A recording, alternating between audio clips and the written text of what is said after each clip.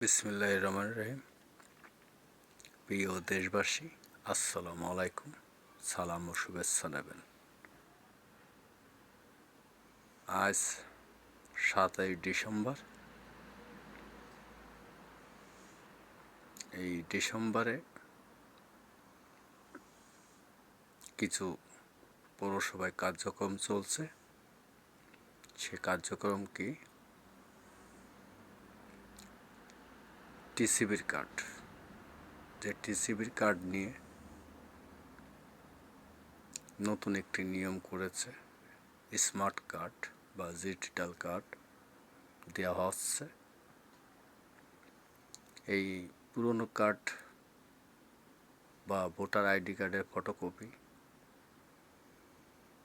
এবং যার কার্ড তার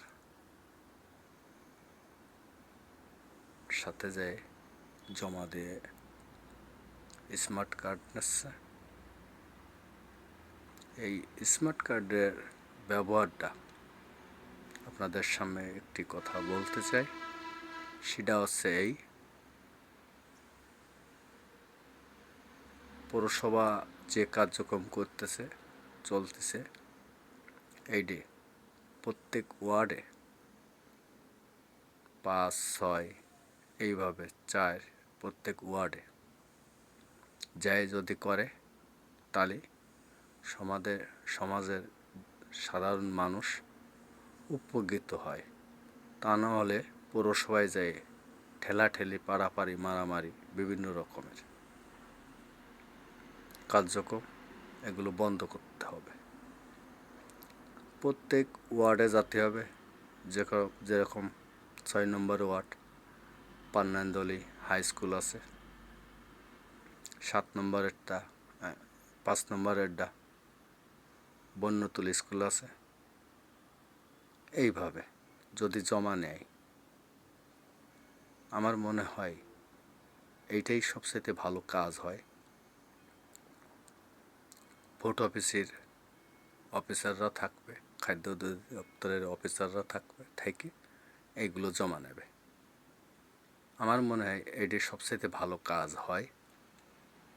তা নাহলে পরে পৌরসভা যাই বিভিন্ন রকমের পৌরসভার লোকের হয়রানিতে হতে হয় অনেক কাজে।